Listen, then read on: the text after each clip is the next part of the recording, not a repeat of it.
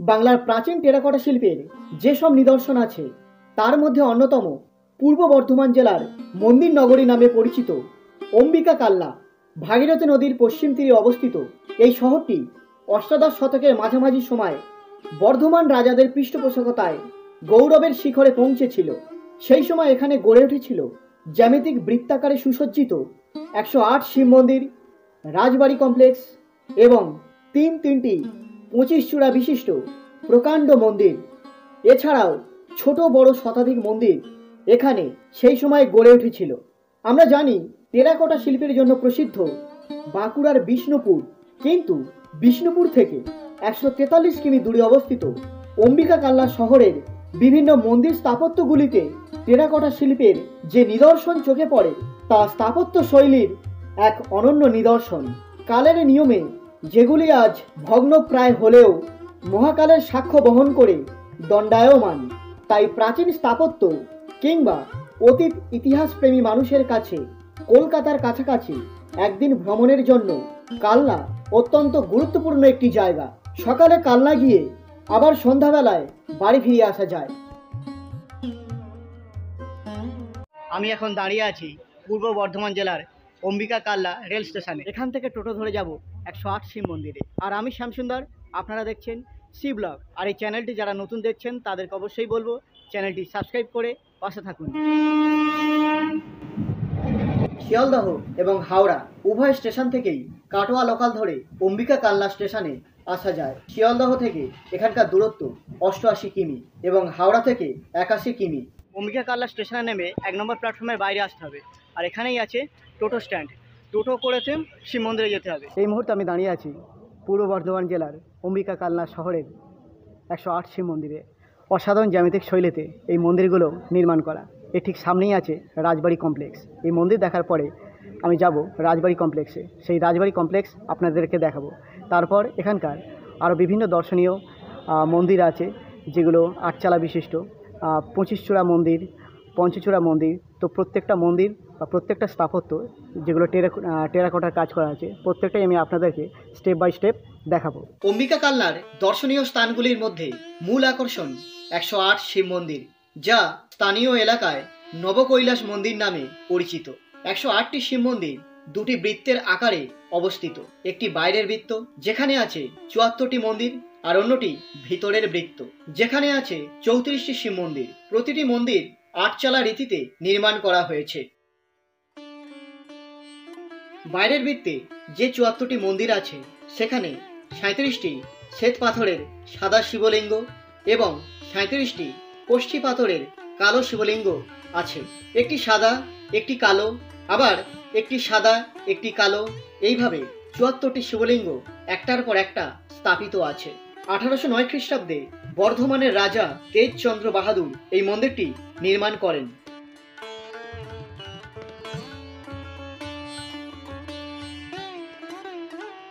এবার যাওয়া যাক মন্দিরের ভিতরের বৃত্তে। মন্দিরের ভিতরের বৃত্তে আছে 34টি শিবলিঙ্গ এবং 34টি শিবলিঙ্গের সবকটাই শ্বেত পাথর দ্বারা নির্মিত। মন্দিরের বাইরের বৃত্ত এবং ভিতরের বৃত্ত উভয় সারিতে যে 108টি শিব মন্দির আছে, প্রত্যেকটা শিব মন্দিরে যে শিবলিঙ্গ আছে সেগুলিতে একটি আকর্ষণীয় বিষয় হলো প্রত্যেকটি শিবলিঙ্গের মুখ উত্তরমুখী, অর্থাৎ প্রত্যেকটি শিবলিঙ্গের মুখ কিন্তু উত্তর দিকে করা আছে।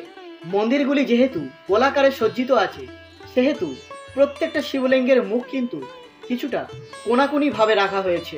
ভিতরের বৃত্তে মাঝখানে আছে একটি কুয়ো। সেই কুয়োর ভিতরে যে জল আছে সেই জলেতে 34টি মন্দিরের প্রতিবিম্ব একত্রে দেখা যায়। একদা মন্দিরের গায়ে টেরাকোটা শিল্পের নানান কাজ করা ছিল, তবে বর্তমানে রক্ষণাবেক্ষণের অভাবে তা সবই নষ্ট হয়ে গেছে।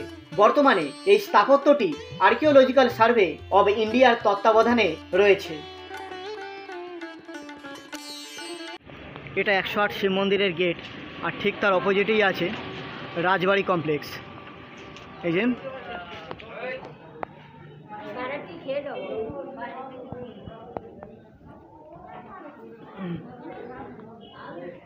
এই হলো রাজবাড়ি কমপ্লেক্স।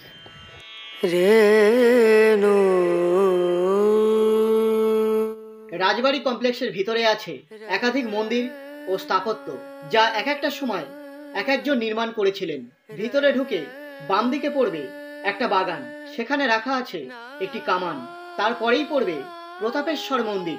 1849 খ্রিস্টাব্দে রাজকুমার প্রতাপচন্দ্রের স্ত্রী প্যারি কুমারী এই দেউল গঠন শৈলীর প্রতাপেশ্বর মন্দিরটি স্থাপন করেন। মন্দিরের দেয়ালে পোড়ামাটি শিল্পে অলঙ্কৃত হয়েছে রাম সীতার কাহিনী, রাম রাবণের যুদ্ধের কাহিনী, কৃষ্ণের লীলাদৃশ্য, এছাড়া আরো অনেক কিছু। মন্দিরের ভিতরে আছে একটি শিবলিঙ্গ। dim dum da na da dim da na na dim dum da na da dim da na dim dum da na dim dum da na da dim da na o da ni da na di da na na o da ni da na di da। Pratapeshwar মন্দিরের ঠিক ডান দিকেই আছে ছাদবিহীন অষ্টভুজাকার রাসমঞ্চ। রাসমঞ্চের ছাদ অনেক আগেই ভেঙে পড়েছে। কেবল 24টি স্তম্ভ মাথা উঁচু করে দাঁড়িয়ে আছে মহাকালের সাক্ষ্য বহন করে। একদা এখানে রাস উৎসব পালিত হতো, যা এখন অতীতের অতল গহ্বরে হারিয়ে গেছে।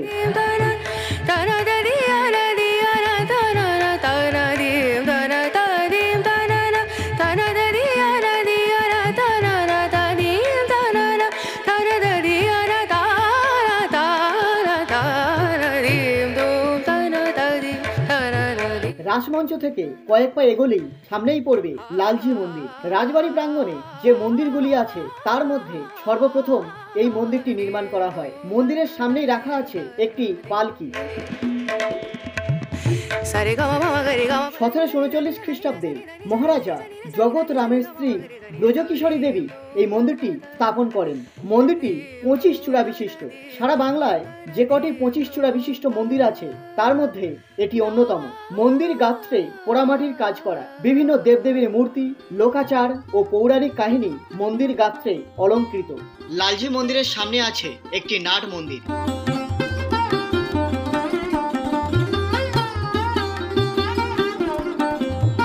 নাট মন্দির পেরিয়ে চোখে পড়ে গর্ভগৃহ। গর্ভগৃহে রাধাকৃষ্ণের খুব সুন্দর একটি মূর্তি রাখা আছে, যা প্রতিষ্ঠার পর থেকে আজও নিত্যদিন পূজা করা হয়। এখানকার অধিকাংশ মন্দিরের অধিষ্ঠাতা দেবতা হলো ভগবান শিব, কিন্তু লালজি মন্দিরের বিগ্রহ রাধাকৃষ্ণের। এর পিছনে আছে একটি প্রাচীন গল্প কথা। রাজমাতা একদিন গঙ্গায় স্নান করে ফিরছিলেন। পথে দেখেন এক দরিদ্র বৈষ্ণব নিজের সংগ্রহ করা অন্ন থেকে অর্ধেকটা লালজিকে নিবেদন করছেন। রাজমাতা তখন বৈষ্ণবের কাছে অনুরোধ করলেন লালজিকে তাকে দিয়ে দেবার জন্য। বৈষ্ণব ব্যক্তির কাছ থেকে লালজিকে সংগ্রহ করে এই মন্দিরে রাজমাতা প্রতিষ্ঠা করলেন এবং প্রতিদিন 52 রকম ভোগ দিয়ে পূজা করতেন। লালজি মন্দিরের সামনে আছে গিরি গোবর্ধন মন্দির। মন্দিরের চূড়াটি পাহাড়ের মতো ধাপে ধাপে নেমে এসেছে। এর পাশেই আছে নারায়ণ শিলা মন্দির। এই মন্দিরে নারায়ণের 108টি শিলাগ্রাম রাখা আছে। রাজবাড়ি কমপ্লেক্সের মধ্যেই অবস্থিত কৃষ্ণচন্দ্রজি মন্দির। ত্রিলোক চাঁদের মাতা লক্ষ্মী কুমারী দেবী 1752 খ্রিস্টাব্দে এই মন্দিরটি নির্মাণ করেছিলেন। এটি এখানকার দ্বিতীয় 25 চূড়া বিশিষ্ট মন্দির। 65 ফুট উঁচু এই মন্দিরে আছে রাধা কৃষ্ণের মূর্তি। কৃষ্ণচন্দ্রজি মন্দিরের পাশেই আছে বিজয় বৈদ্যনাথ মন্দির। মন্দিরটি একটি উঁচু ভিত্তির উপর প্রতিষ্ঠিত আটচালা মন্দির। মন্দির গাত্র পোড়ামাটির ফলকে সুসজ্জিত। রাজবাড়ি কমপ্লেক্স থেকে বের হয়ে এবার যাব গোপালজি মন্দিরে। অম্বিকা কাল্লার এটি তৃতীয় 25 চূড়া বিশিষ্ট মন্দির। 1767 খ্রিস্টাব্দে কৃষ্ণচন্দ্র বর্মন নামে এক ক্ষত্রিয় রাজ কর্মচারী এই গোপালজি মন্দিরটি নির্মাণ করেছিলেন।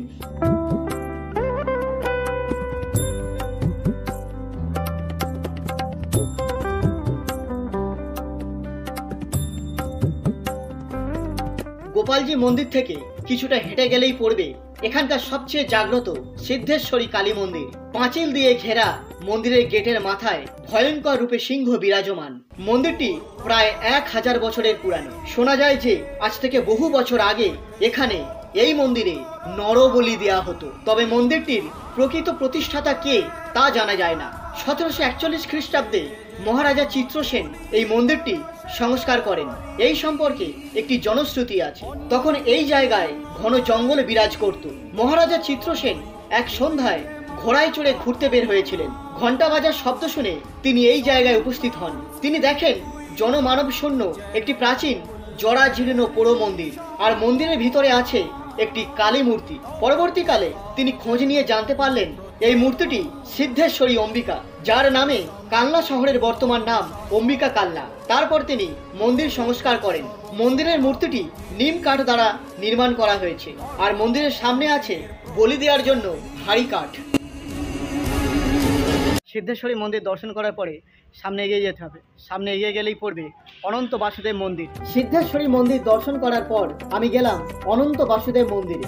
একটি 5 ফুট বেদির উপর প্রতিষ্ঠিত 55 ফুট এই আটচালা মন্দিরটি 1754 খ্রিস্টাব্দে বর্ধমানের রাজা তিলক চাঁদ বাহাদুর নির্মাণ করেন।